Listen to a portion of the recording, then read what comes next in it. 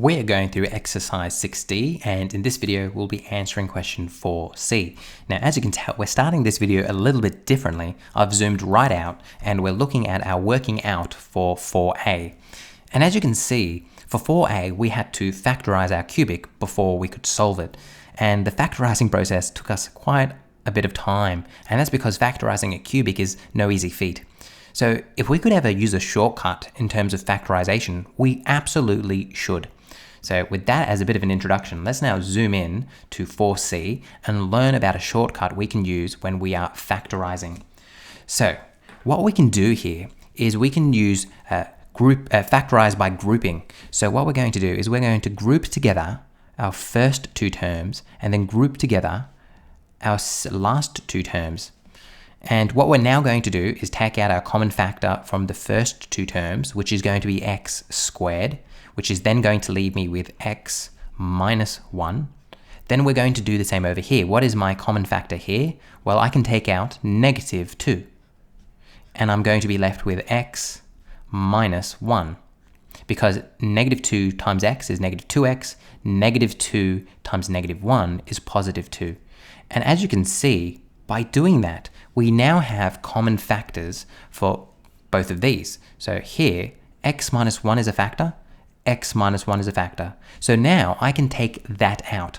I'm going to take x minus 1 out as a common factor, and that means I'm going to be left with over here x squared minus 2x equals 0. So hopefully that step made sense, because now if we were to expand this out, we would arrive back at this. Now having done this, we can use our null factor law. So let me write this down. We can now use our null factor law because we've factorized it. Null factor law, which is going to tell me, let me scroll down, it's going to tell me that we can go x minus 1 is going to be equal to 0, or x squared minus 2. X squared minus 2 is equal to 0. Then we just need to solve. So it's going to be x equals 1. And then over here is going to be x squared equals 2. Then we're going to square root both sides. So I'm going to be left with plus or minus the square root of 2. Therefore, our final answer is going to be, x 1 plus or minus the square root of 2. And just like that, we've done it. Let's now just reflect on what we've done for a second. So as you can see, that was a lot quicker than 4A, because we didn't have to go through that long, laborious factorization process, because instead what we've used is factorize by grouping. Now you're probably thinking to yourself, how do I know when to use this? Well, it's all by inspection. So looking at this, you could probably tell that these had a common factor and these had a common factor. So you should just give it a go.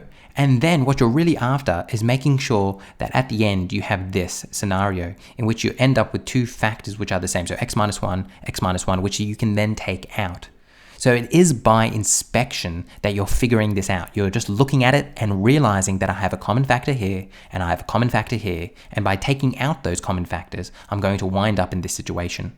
So you can see how powerful this technique is, because it saves us a lot of time. Hopefully this video was helpful to you in answering question 4C from exercise 6D.